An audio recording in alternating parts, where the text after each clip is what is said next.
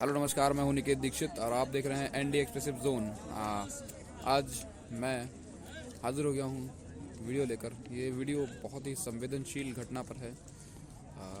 घटना हमारे डॉक्टर शकुंतला मिश्रा राष्ट्रीय पुनर्वास विश्वविद्यालय की है। यहाँ पर एक लड़की, दिव्यांग लड़की, इनफैक्ट दृष्टिहीन लड़की, जो इस दुनिया में नहीं है, बस ड्राइवर की लापरवाही के कारण कॉलेज में ये बस आया करती थी, हॉस्टल से बच्चों को ले जाया करती थी।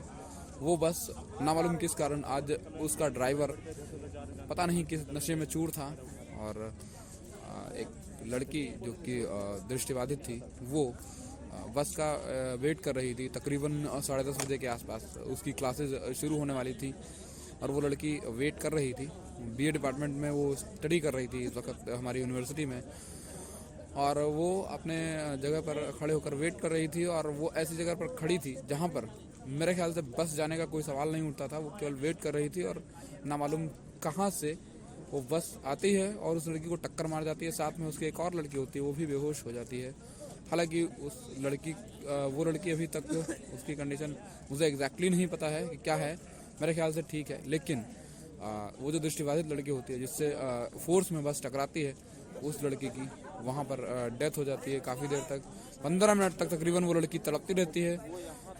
विश्वविद्यालय प्रशासन पता नहीं किस नशे में खामोशी अख्तियार करे बैठा रहता है, और कोई भी व्यक्ति उस लड़की को हॉस्पिटल ले जाने की जहमत नहीं उठाना ज़रूरी समझता, और उस लड़की को तड़पता हुआ देखते रहते हैं। जब तक पुलिस प्रशासन की गाड़ियां नहीं आती और उस लड़की को हॉस्पिटल ले जाती नहीं है, तब तक किसी की भी ये हिम्मत नहीं होती कि वो उस लड़की को उठाकर, इंसानियत नाम की चीज़ मुझे लगता नहीं है कि इन लोगों के अंदर बची हुई है, जो भी हमारा विश्वविद्यालय प्रशासन है।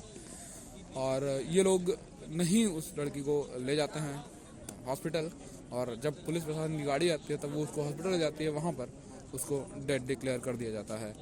तो ये जो लापरवाही है, इनफैक्ट विश्वविद्यालय प्रशासन की घोर लापरवाही है।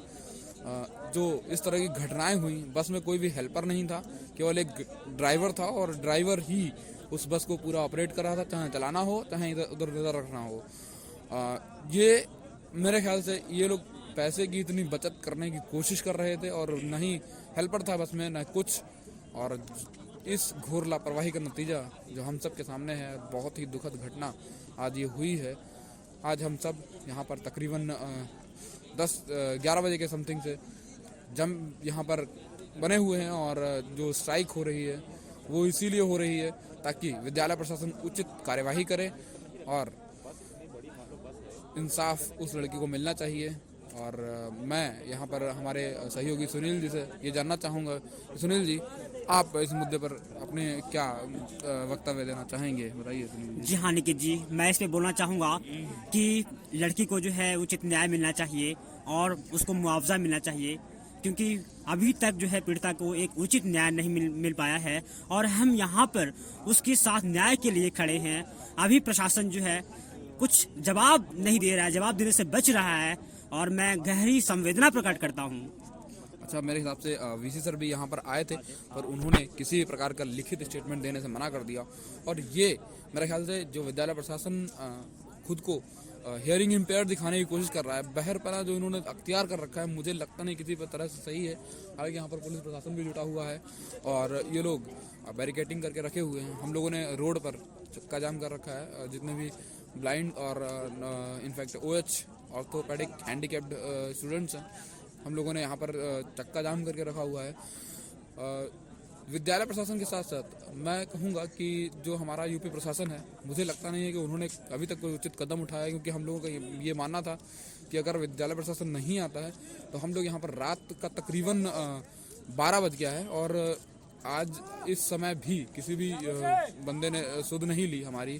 और जो यहाँ पर रुख अख्तियार कर रखा है, चाहे विश्वविद्यालय प्रशासन हो चाहे यूपी प्रशासन हो, मुझे लगता नहीं है कि संतोषजनक जो काम है वो हो रहा है। संतोषजनक काम तो बिल्कुल हो ही नहीं रहा है, और उसके बाद भी हम लोगों को यहाँ से हटाने का प्रयास किया जा रहा है। समय समय पर गर्ल्स हॉस्टल के वार्डन आते हैं, कई बार बॉयज़ हॉस्टल के वार्डन आते हैं, वो हम लोग को किसी न किसी तरह से यहाँ से हटाने का प्रयास कर रहे हैं।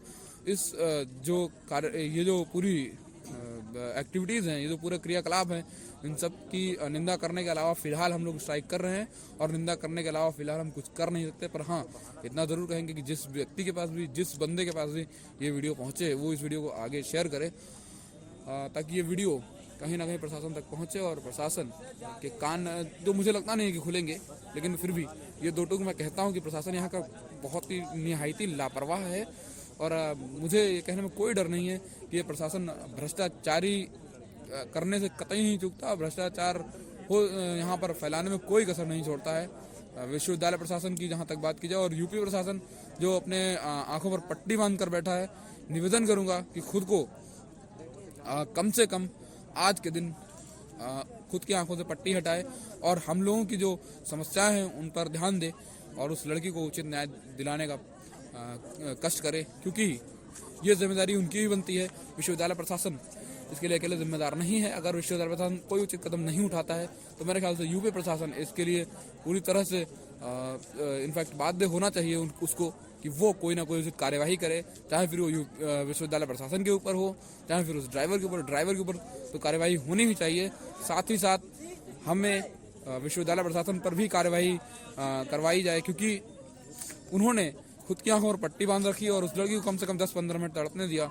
और अगर हो सकता है मेरे ख्याल से इमीडिएटली अगर उस पर कोई एक्शन लिया जाता, उस लड़की को हॉस्पिटल पहुंचाया जाता, तो उस लड़की की जान हो सकता है बच सकती थी। मेरे साथ हैं राम मनोहर जी, तो मेरे ख्याल से राम मनोहर जी आप ज़्यादा बता सकते हैं कि उस लड़की को तुरंत अगर हॉस्पिटल पहुँचाया जाता क्या संभावनाएँ थी।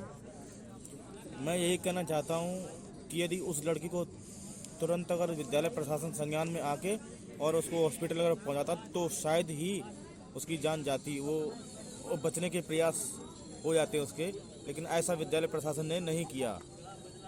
और मुझे लगता है कि इन्होंने हॉस्पिटल की भी जानकारी नहीं दी कि किस हॉस्पिटल में वो उस लड़की को लेकर गए थे और कहां पर उसको डेड डिक्लेयर किया गया। ये लापरवाही कतई बर्दाश्त नहीं की जाएगी और यहाँ पर हम लोग जब तक उचित न्याय नहीं मिलता और हम लोग अपने इस बात से पीछे नहीं हटेंगे। अब चाहे जो हो, पर बस मैं यही कहूँगा इस बात पर कि कम से कम यूपी प्रशासन इस बात पर आगे आए और विश्वविद्यालय प्रशासन के ऊपर उचित कार्यवाही करे और उस लड़की को उचित न्याय दिलाने का प्रयास करे। बाकी निवेदन आप सबसे यही रहेगा कि जो भी इस वीडियो को देखे उसे शेयर करे जितना ज़्यादा हो सके, क्योंकि ये केवल हमारी बात नहीं है, कभी भी किसी के साथ भी अन्याय हो सकता है। और मेरे ख्याल से अगर अन्याय में हम सब आगे आएंगे तो शायद ही किसी के साथ अन्याय होगा। सतर्क रहें, सावधान रहें और मेरे ख्याल से जो हम लोग को समस्याओं का सामना करना पड़ रहा है उस समस्या का सामना आप लोगों को ना करना पड़े, इसलिए इस वीडियो को जितना ज़्यादा हो सके उतना ज़्यादा शेयर करें, जितना ज़्यादा बड़े बड़े लोगों तक हो सके पहुँचाएँ। जो कि तथाकथित इंटेलेक्चुअल्स हैं उनकी ऐसी तैसी कराने में कोई कसर नहीं छोड़नी चाहिए। Thank you so much, bye bye.